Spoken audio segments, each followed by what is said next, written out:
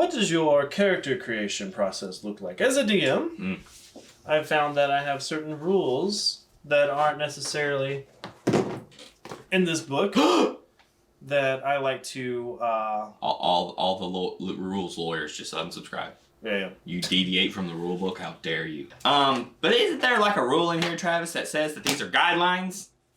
That's true.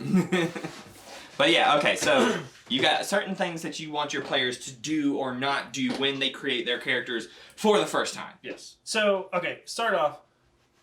My preferred level, if I'm starting up a new group, is level 1. You gotta do the work. You do. You gotta do the work. You gotta get through the squishies. Yeah, I think so. Mm-hmm. My favorite character creation process is you're level 1. You don't have a class. I mean, you do. You pick that at level 1. But as a player, I feel like you, before you decided to be an adventurer, were... An average person. You had a job. Mm-hmm. You had a daily routine. Mm-hmm. You had a skill, perhaps. Mm-hmm. Maybe you were in school. Something like that. I like to develop those things first for level 1 characters. And then figure out what made you want to be an adventurer. Was it boredom? Was it a traumatic life event? Mm-hmm. There's a reason you go from average Joe to a hero. Yeah. And I like to figure out what that is. So you pour into the backstory process from the start. Yeah, or try to help the PCs do that. Kind of think about on it. session 0 or whatever you want to call it. Yeah. I find that is really good. It depends. If I have got brand new, never before played newbies, level 1. Yeah. And here, hand me that. Level 1 newbie, this book only. Yes. This book only. If you are brand new, just this. Don't look at Eberron. Don't look at the monster manual. Don't look at Volos. Don't look at... Who's the beholder? Xanathar? Xanathar. Don't look at Xanathar. None of that. None of that. Stop. You'll confuse yourself. Yeah. These races, these classes. Yeah. And then as you get more attuned to what you were doing, then we can start kind of looking at other things. Because I can, as the dungeon master, you can throw in mechanics that your race is not set in stone, people. No. It's called polymorph. It happens. Yeah. Okay, so with my Tuesday group, we all started at level 1, and I did that process with them of, what were you? What were you doing? What was your job? What was your day-to-day before you started adventuring? And they figured out, I established how they all met and what their kind of event was that got them adventuring. Mm-hmm. Okay, so once we figured that out, we played for a little while. It's quick to get to like level 4. Yeah, it's really quick, especially how I do my level up process. So level 4, level 5, you've got a good feel for your character. And I really like this character or I don't like this character. You don't like the class, you don't like the race. There's something about it. Something about it just doesn't jive. At that point, you realize that. So story-wise, because I like to give everything. I don't like to just do something like, you want to change your class, your race, go for it. I don't care. Yeah, no, you gotta have a reason. Something's gotta happen. I like to implement it in the story to make it more dramatic, to give it some meaning. So I usually come up with some kind of in-story event that can happen that they have an opportunity to change up their character. Now, the last one I did for my Tuesday game, they're level 12 right now, but when they were like level 4, level 5, they all died. You had a white... Yeah, and it was a legit TPK too, because I presented them the bad guy. I like to do that at like low levels. Yeah. Because you realize, this guy's powerful. Yeah, I can't just kill it. Right. And it was an ancient green dragon. They decided to go for it anyway. And just all down the drain. Not surprised. But I used that opportunity to so this ancient green dragon who is in the process of becoming a dragon lich, whatever they're called. Oh yeah, Dracolich. Dracolich. Yeah. Is going to raise these characters up as undead minions. So the way that I did it was that they could be raised up as their character or as some other unlucky bystander that he is also doing. Yeah. And most of them, with the exception of one person, took me up on the offer and completely changed their characters. It's a clever way to do that. So that's, as far as level goes, I like level 1. I like giving them a chance to change up if they want to. But when you brought them back, were they level 4? Yes. Oh, okay. So you didn't make them start No. scratch. Okay. No. Because if that's what it comes down to, I'll stick with 4. Okay. Yeah. Those are hard-earned levels, homie. Yeah, I mean, they put in the work. It wasn't for that character, but it's still whatever character they're playing with. They've put the work in. Yeah. So, like, if one of their characters dies, I'm not going to make them start at level 1 and everybody else at 12. Right. They've already put the work in. Yeah. I'm gonna bring them up. I may not do like exactly 12. I might come back like 10. Well, there's got to be a penalty. A penalty, yeah. Yeah. So, so that's one thing I do. Ability scores. How do you let them figure out their ability scores? Well, I say 4d6s, take the top 3, re-roll any ones. That's exactly what I do. That's what I do. Yeah. Because that one just freaking sucks. Yeah. Man, and if you roll crappy, you can get a 3. Yeah. You can get a 3 Yeah. in something, which basically, depending on where you put it, makes you a vegetable. I mean, there are animals that have higher than 3. Yeah. So that's why I'm like, re-roll 1s, take the highest 3. Now that's still, that gives it a minimal cap. That's like, the lowest it could be is 6, but that 6 is still a possibility. Yeah, it is. You know? Yeah.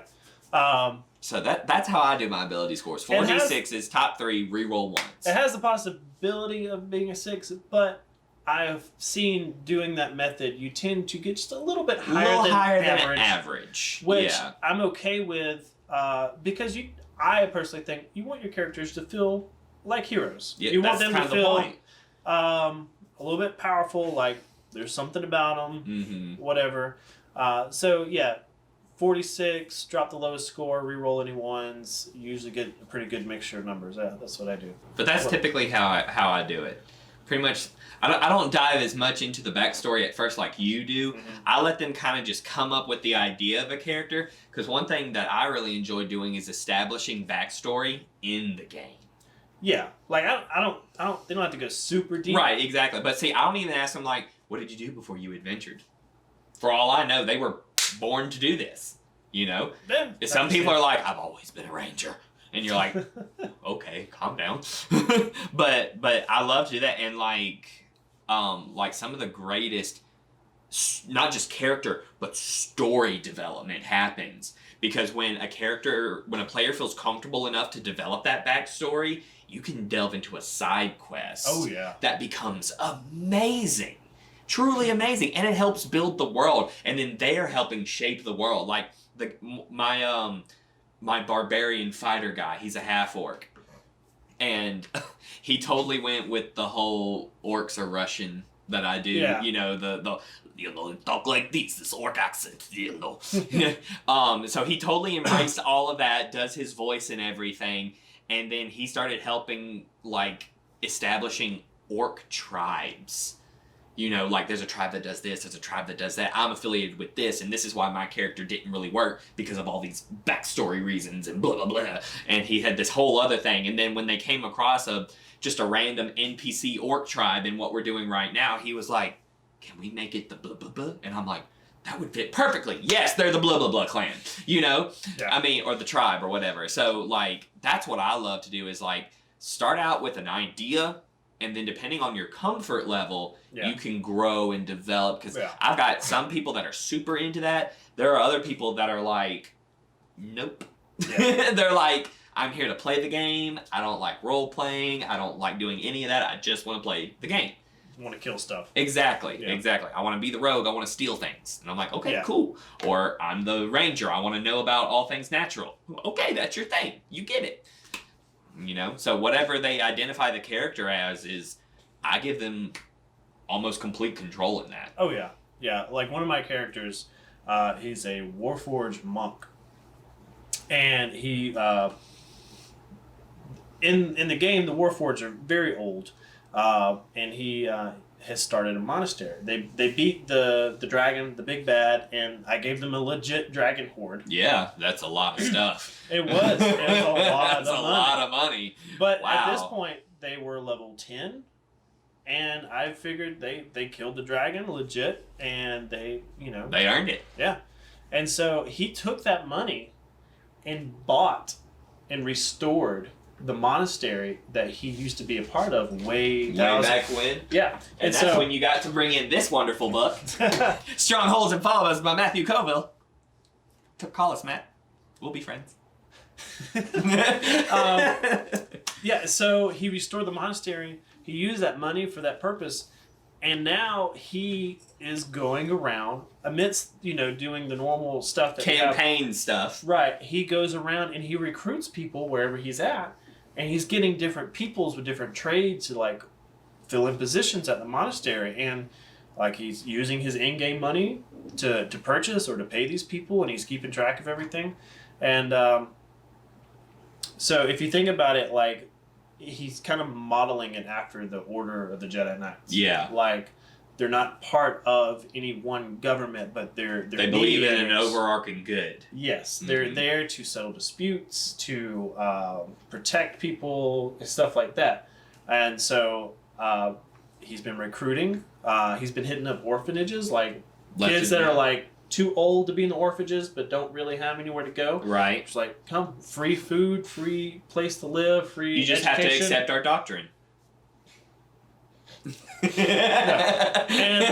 and so in the game, like the Ophidian Order, which is the name of it, has been picking up steam. Like people like, oh, I've heard of them. Yeah, it's not just a thing anymore. And this is something all that he came up with and like he pursued, and I'm just like, yes, here, go, do it. Yeah. And in a way, they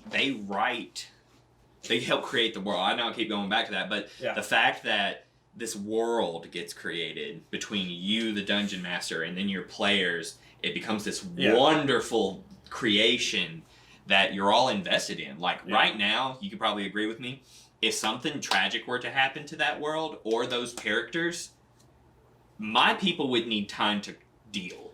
Yeah. Yeah.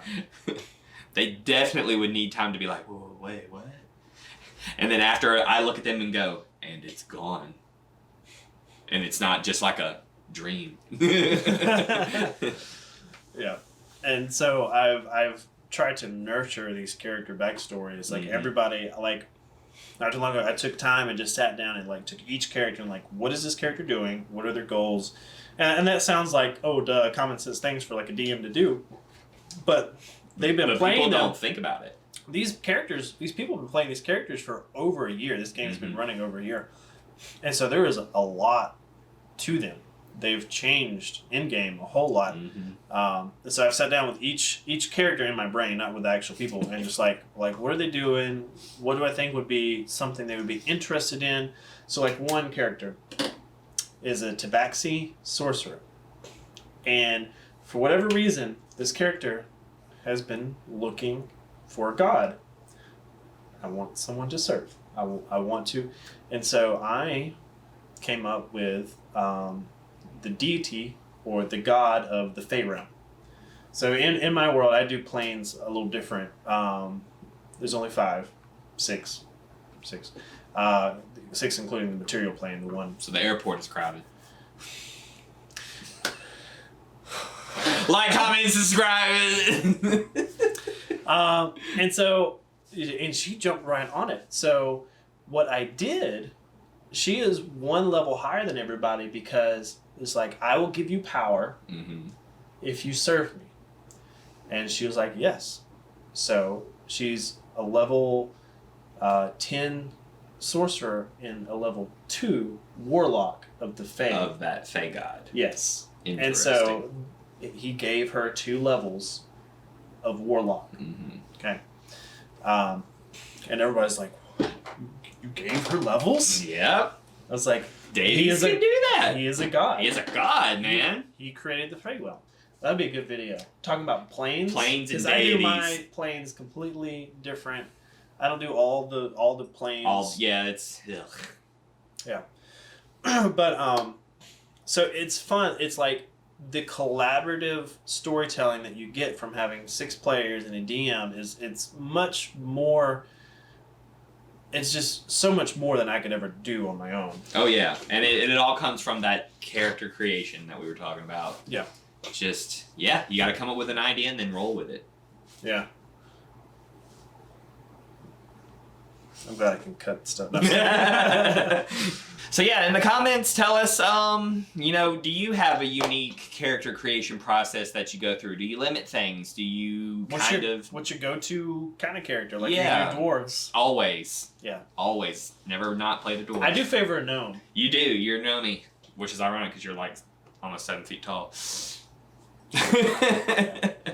But yeah, so give us those comments. Tell us kind of what you or your dungeon master does for your character creation, and follow us on all our social medias, especially on the Patreon, because the more you pour into that, the more we can pour into this. Yeah. Go find us on Discord, Instagram, and Facebook. We're everywhere, almost. We're everywhere.